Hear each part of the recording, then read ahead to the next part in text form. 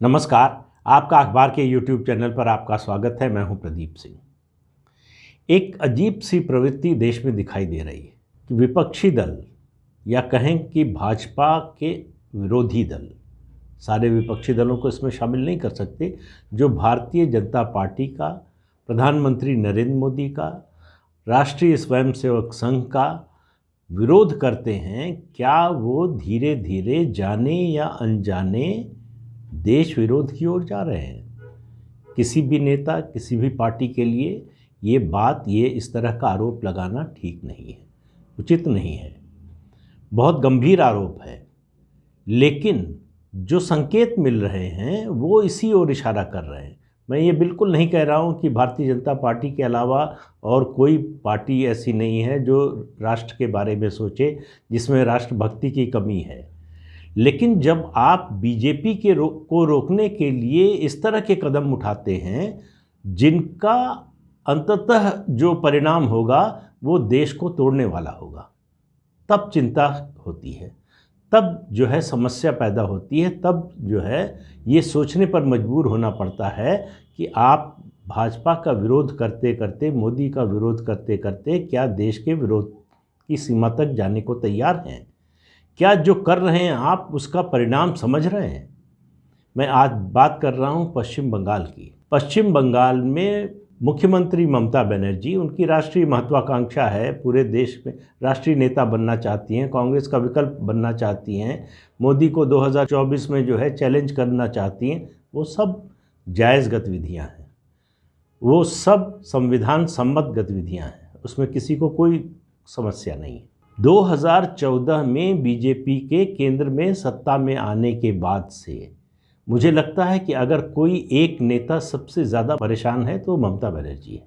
दिसंबर 2014 में उन्होंने घोषणा की कि सेवा दल का नाम बदलकर जय हिंद वाहिनी होगा। तो जय हिंद वाहिनी का जब ये कॉन्सेप्ट आया 2014 में और जनवरी में जो है उसकी शुरुआत हुई, कहा गया जनवरी में 12 जनवरी को इसकी शुरुआत हुई 2015 में, जो 153वां जन्मदिन था स्वामी विवेकानंद का। कहा गया कि स्वामी विवेकानंद की शिक्षा और उनके जो उपदेश हैं उनके अनुसार समाज को बनाने, समाज को जोड़ने की कोशिश की जाएगी। लेकिन उसमें एक वाक्य जो था, आप अगर तृणमूल कांग्रेस की वेबसाइट देखें तो उस पर जब इसकी घोषणा की गई है, उसमें देखें अगर आप 13 जनवरी को ये खबर पोस्ट की गई है, एक वाक्य है जो कहा गया है कि देश में रिलीजियस रेसिज्म को रोकने की कोशिश की जाएगी। अब ये रिलीजियस रेसिज्म क्या है? ममता बनर्जी की विचारधारा सबको पता है, ममता बनर्जी किस तरह से सोचती हैं ये सबको पता है। दरअसल ये भारतीय जनता पार्टी पर आरोप लगाया जा रहा है, प्रधानमंत्री नरेंद्र मोदी पर, आरएसएस पर, कि वो रिलीजियस रेसिज्म करता है और उसको रोकने के लिए कोई संगठन होना चाहिए। तो ये घोषणा तो हुई लेकिन ये चल नहीं पाया। तो चल नहीं पाया क्यों? क्योंकि 2016 के विधानसभा चुनाव में बीजेपी को कुछ हासिल नहीं हुआ। तो ममता बनर्जी को लगा कि ज़्यादा कोई खतरा है नहीं।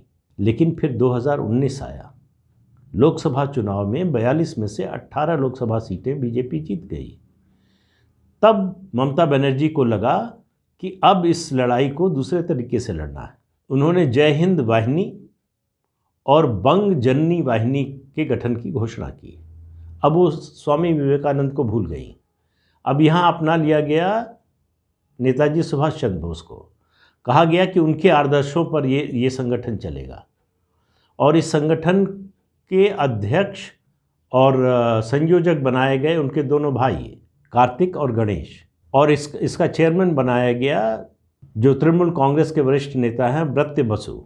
अब इस संगठन का 200 वॉलंटियर्स के साथ पहला कार्यक्रम हुआ 8 जून 2019 को। इसमें कहा गया कि भाजपा को रोकने के लिए, उसकी विचारधारा को रोकने के लिए ये संगठन काम करेगा और इस संगठन को पूरे प्रदेश में विस्तार दिया जाएगा। उस समय इस संगठन की वेशभूषा क्या थी? पीला कुर्ता और सर पर टोपी जिस पर संगठन का नाम लिखा हुआ था। लेकिन ये संगठन भी चल नहीं पाया, उनके दोनों भाइयों ने कुछ रुचि दिखाई नहीं, ये संगठन चला नहीं, इसका विस्तार नहीं हो पाया। या कहें कि जो है जो जिन लोगों को जोड़ा गया उनकी ज़्यादा रुचि नहीं थी, जो भी वजह थी, ये चला नहीं। अब चुनाव आया 2021 का। जिस तरह से भारतीय जनता पार्टी पूरी शिद्दत के साथ ये चुनाव लड़ी, कांग्रेस और जो है सीपीएम को हाशिए पर ढकेल दिया, दूसरे नंबर की पार्टी बन गई, 75 सीटें जीती, 3-4 विधायक चले गए हैं, छोड़ गए हैं पार्टी को, लेकिन चुनाव नतीजा आया तो बीजेपी 75 सीटें जीतकर विधानसभा की दूसरे नंबर की पार्टी बनी। तो फिर दिमाग में ममता बनर्जी के आया, लेकिन अब जो संगठन वो बनाने जा रही है वो इस देश को तोड़ने वाला है, ये मेरा मानना है। क्यों ये कह रहा हूँ? ये 31 जनवरी को इसी 2021 को कैबिनेट से इस संगठन के गठन की मंजूरी मिल गई और कहा गया कि इसको 4 इसके जो है एक तरह से मुख्यालय कहें या क्षेत्र कहें उसको बांटा गया। एक जंगल महल का, एक कोलकाता का, एक सिलीगुड़ी और बैरकपुर। तो ये संगठन बन रहा है, ये संगठन काम करे, युवाओं का ऐसा संगठन, इसमें तो किसको समस्या नहीं हो सकती। इसका घोषित उद्देश्य ये बताया गया कि ये विकास के कामों में, सामाजिक कामों में काम करेगा। दरअसल एनसीसी की बजाय उसकी जगह ये संगठन बनाने की कोशिश हो रही है, ऐसा शुरू में लगा। लेकिन उसके बाद जो हुआ, ये स्कूल, कॉलेज और विश्वविद्यालय तीनों जगह छात्रों के बीच बनेगा। ऐसे छात्रों के बीच बनेगा जो तृणमूल कांग्रेस के समर्थक हैं। वो भारतीय जनता पार्टी और उसकी विचारधारा को रोकने का काम करेंगे। तो अब इस संगठन के चलने की ज़्यादा उम्मीद है, वो इसलिए कि इसको एक औपचारिक रूप दिया जा रहा है। ये स्कूलों में, कॉलेजों में और विश्वविद्यालयों में शुरू होगा। इसकी स्टेट फंडिंग होगी, राज्य सरकार पैसा देगी इस संगठन के लिए। इस संगठन की यूनिफॉर्म होगी, इसको आईडी कार्ड मिलेगा और ये पूरे प्रदेश में काम करेगा, एक तरह से तृणमूल कांग्रेस के फ्रंटल ऑर्गेनाइजेशन की तरह। जो पहले कोशिश हुई थी फ्रंटल ऑर्गेनाइजेशन बनाने की, वो नाकाम रही। तो अब इस तरह से स्कूलों में, कॉलेजों में और विश्वविद्यालयों में जो इसको प्रवेश दिया जा रहा है, दरअसल इसमें कहा यह जा रहा है कि ये लोग जो बंगाल की, पश्चिम बंगाल की संस्कृति है, बंगाल की संस्कृति है, उसके प्रचार प्रसार का काम करेंगे, उसकी इनको ट्रेनिंग दी जाएगी। और यही काम बिना ऐसा संगठन बनाए 34 साल तक लेफ्ट फ्रंट की सरकार ने किया। उन्होंने बंगाल के लोगों के मन में ये बात बिठा दी कि आपकी जो बेरोज़गारी है, जो गरीबी है, जो पिछड़ापन है, विकास की कमी है, इन सब के लिए केंद्र की सरकार जिम्मेदार है। ममता बनर्जी वही काम कर रही है। ममता बनर्जी केंद्र सरकार के खिलाफ एक संगठन तैयार कर रही है। लेफ्ट फ्रंट के लोगों ने कभी दूसरी पार्टी के जो नेता हैं, राष्ट्रीय नेता हैं, उनको बाहरी नहीं कहा।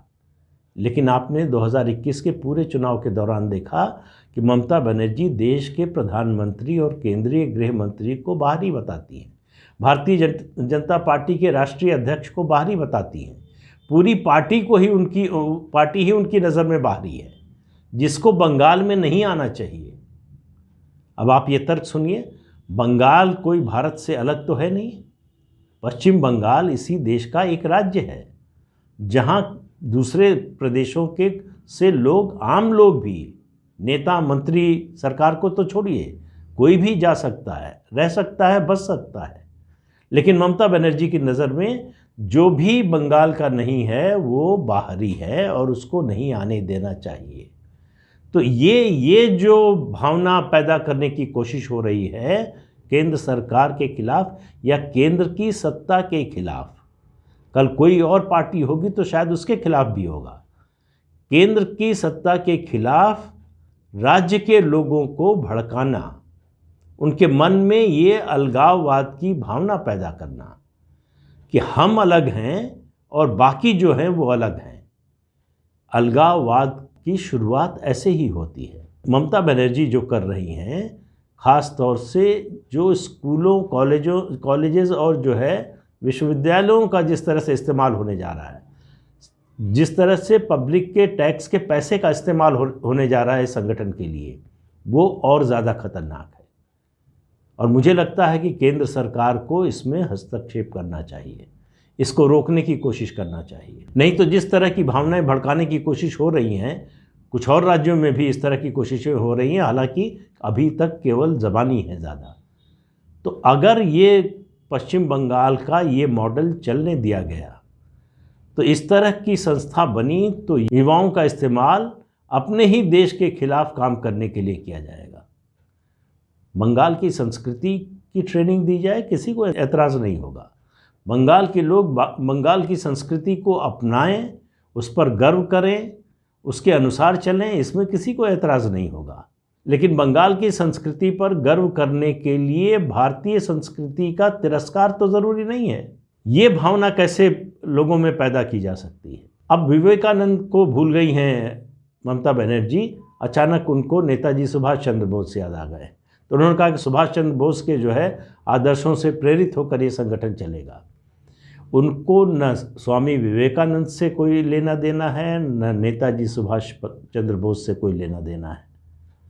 उनको बीजेपी के खिलाफ 2024 से पहले एक ऐसा संगठन तैयार करना है, लोगों के मन में ऐसी भावना पैदा करनी है कि भारतीय जनता पार्टी बाहरी है, इसको यहाँ अपना काम करने की इजाज़त नहीं होनी चाहिए, इसको कोई वोट न दे, ये चुनाव न लड़ सके। ये उनकी इच्छा है। ये संगठन दरअसल तृणमूल कांग्रेस के एक आनुषांगिक संगठन के रूप में खड़ा किया जा रहा है। तो कोई पार्टी अपना आनुषांगिक संगठन बनाए, इसमें तो कोई एतराज़ नहीं हो सकता। लेकिन सरकारी पैसे का इस्तेमाल करके, स्कूलों का, कॉलेजेस का और विश्वविद्यालयों का इस्तेमाल करके उसको इस तरह से इंस्टीट्यूशनलाइज किया जाए, ये बहुत खतरनाक संकेत है। और इसके बारे में जल्दी से जल्दी कोई कदम केंद्र सरकार को उठाना चाहिए और इसके बारे में दूसरे दलों को भी बोलना चाहिए।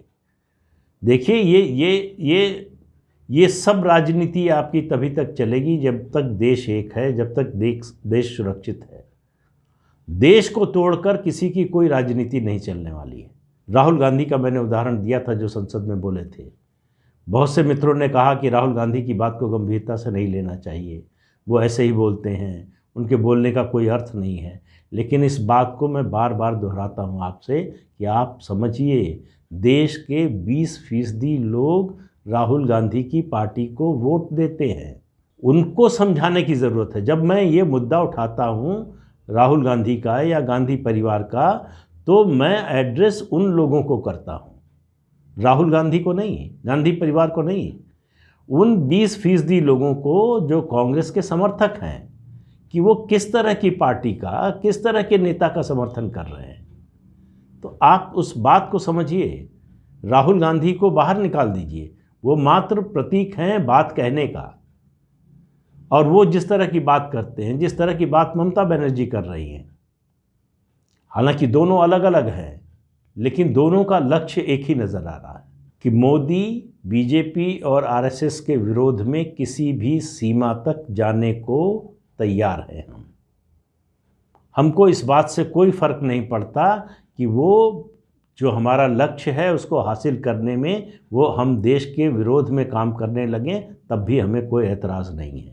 हमारी शर्त, हमारा लक्ष्य ये है कि ये तीनों ख़त्म होने चाहिए, ये तीनों हटने चाहिए। तो अब आपको, हमको, बाकी लोगों को तय करना है, जो लोग भी देश की एकता चाहते हैं, अखंडता चाहते हैं, सुरक्षा चाहते हैं, कि क्या इस तरह की प्रवृत्ति को बढ़ावा देना चाहिए, क्या इस तरह की प्रवृत्ति के लोगों को प्रोत्साहन देना चाहिए। गंभीर सवाल है, सोचने की भी ज़रूरत है। तो आज के अंक में इतना ही। अगले अंक में फिर मिलेंगे किसी नए मुद्दे के साथ। तब तक के लिए इजाज़त दीजिए। नमस्कार। आपसे अनुरोध है कि ये चैनल देखिए, शेयर कीजिए, लाइक कीजिए और सब्सक्राइब ज़रूर कीजिए।